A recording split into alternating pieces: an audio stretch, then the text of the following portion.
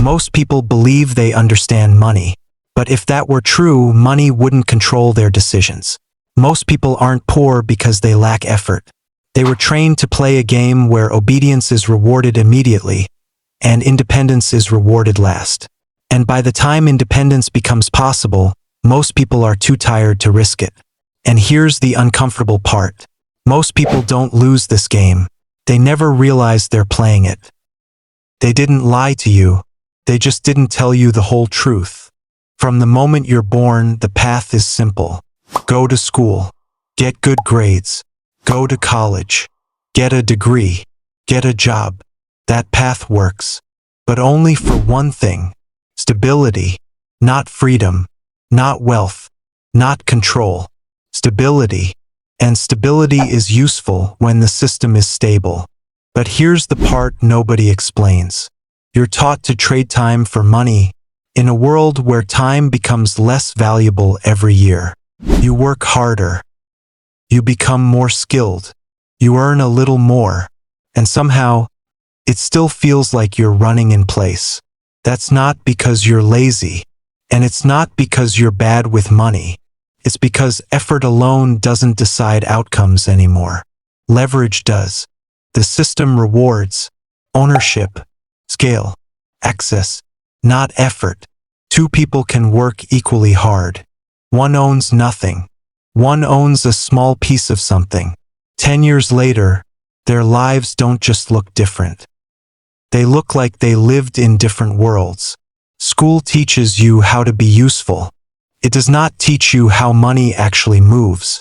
It doesn't explain why prices rise even when you work harder, why debt grows faster than income, why assets matter more than salaries, because those things don't help you pass exams. And here's the uncomfortable truth. The system doesn't need everyone to understand money. It needs most people to function without questioning it. So people follow the path.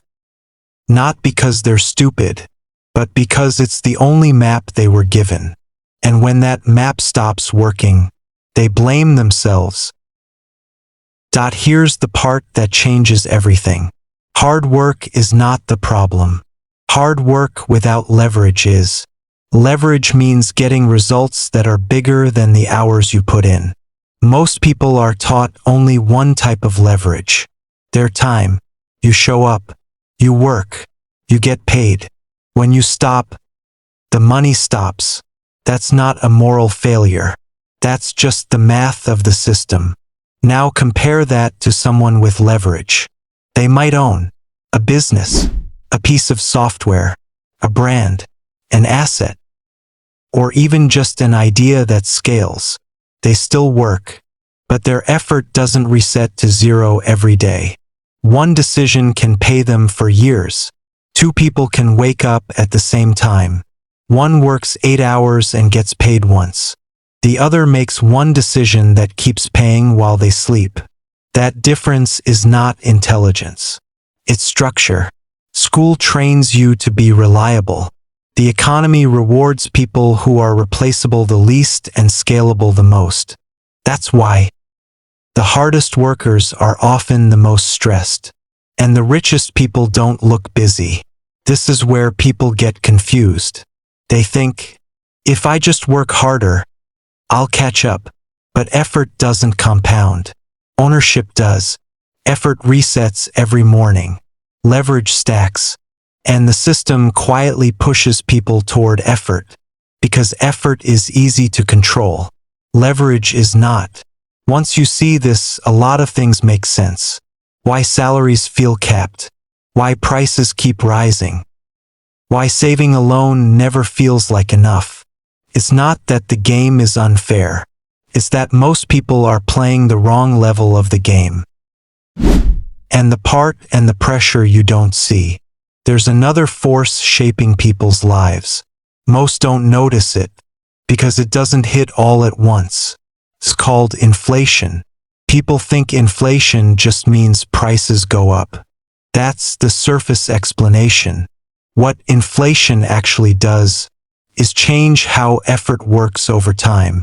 You work, you earn money, you save it, and a year later, that same money buys less. Not because you failed, not because you were careless, because the value of money itself changed. Inflation doesn't feel like something being taken. There's no alarm, no moment where you realize it happened. It just slowly reduces what your effort can buy.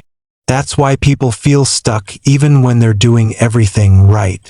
They get raises, but costs rise faster. They save, but assets move further away. They plan, but one emergency wipes it out. So they respond the only way they know how. They push harder. More hours. More pressure. Less margin for mistakes. This pressure changes behavior. People don't suddenly become irresponsible. They become impatient. When money loses value over time, waiting feels dangerous. Long-term thinking fades. Short-term choices increase. Not because people want comfort, because survival feels urgent. Inflation doesn't just affect prices. It affects patience. And when patience disappears, building stops, coping begins. That's how the system tightens. Not with force, not with rules, with quiet pressure. When pressure stays long enough, it changes how the brain works. Not instantly, gradually. When money feels tight, the mind narrows. You don't think about 10 years. You think about this month. You don't think about building. You think about surviving. This isn't weakness. It's psychology. Scarcity pulls attention inward. Small problems feel big. Big plans feel unrealistic. That's why people under pressure avoid long-term decisions. Delay learning new skills. Stick to what feels familiar. Even when they know it's not enough. Risk feels dangerous. Change feels expensive. Thinking feels tiring. So people stay busy instead. Busy feels productive. Busy feels safe. But busy is not the same as progress. Under pressure, the brain looks for relief, not solutions. That's when people chase quick wins, rely on debt, avoid uncomfortable truths, not because they're careless, because clarity requires mental space, and pressure removes space. This is why advice like, just save more, or just work harder, doesn't work for most people. It ignores the mental load. You can't plan clearly when you're constantly reacting. This is the real trap.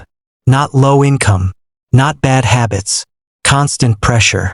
Pressure keeps people focused on the present, while the system rewards those who plan far ahead. Breaking out doesn't start with more effort. It starts with changing where effort goes.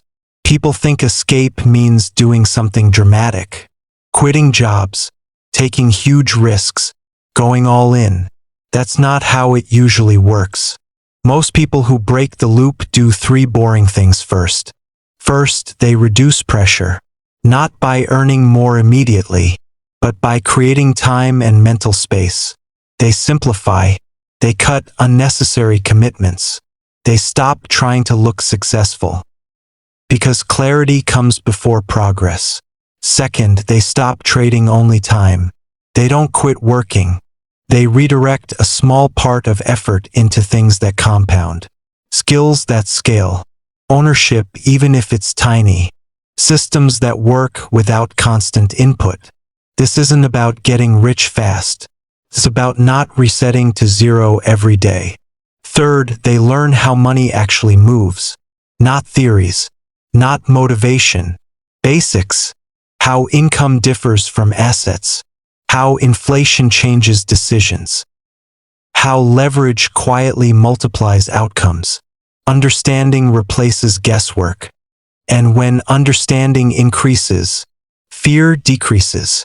This is the part people miss. Breaking the loop isn't about confidence. It's about control.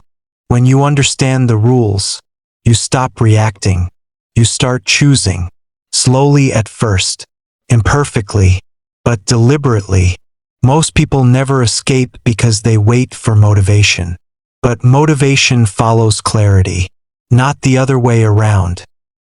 The real divide isn't rich versus poor. It's pressured versus positioned. One group lives reactively. The other lives proactively.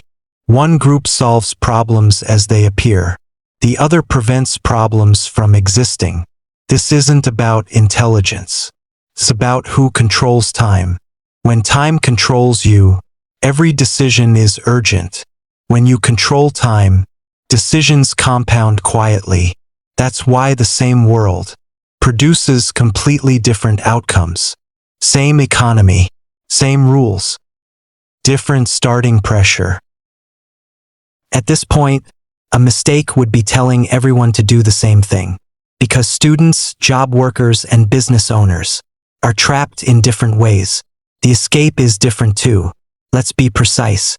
If you're a student, your biggest enemy is not money. It's directional ignorance. Most students don't lack effort. They lack a map. You're told to focus on grades, degrees, credentials. That's not useless, but it's incomplete. What you actually need to change is what you're preparing for. Stop asking, "What job does this get me?" Start asking, "What does this skill connect me to?"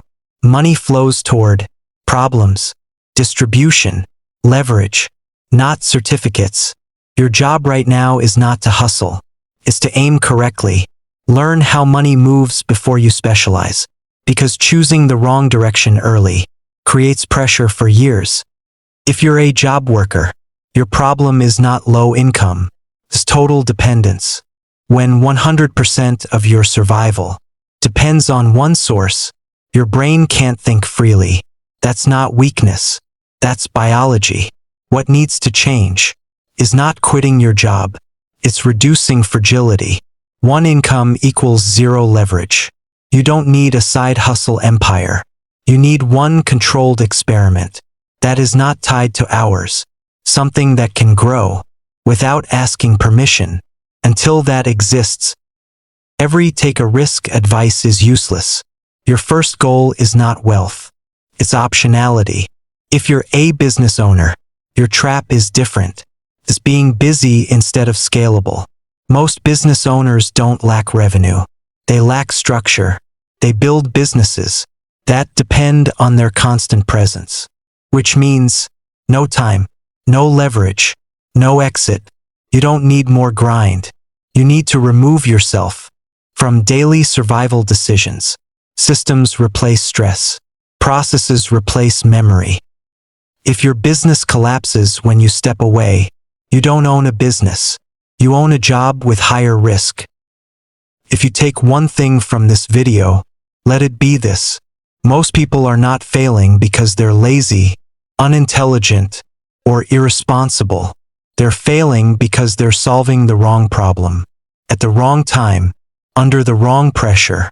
You were taught how to function, not how to position, how to work, not how value compounds, how to stay busy, not how systems reward patience. Once you see that, self-blame disappears, and so does confusion. The goal was never to become rich overnight. The real goal was to stop being trapped without knowing why. From here on, every decision looks different, not easier, but clearer, and clarity changes outcomes. Long before money ever does. Most people will watch this and feel uncomfortable. A few will recognize themselves, and fewer still will start moving differently. That difference is where everything changes. If this made you think differently, this channel is about understanding systems, not chasing hype. Subscribe only if you want more like this.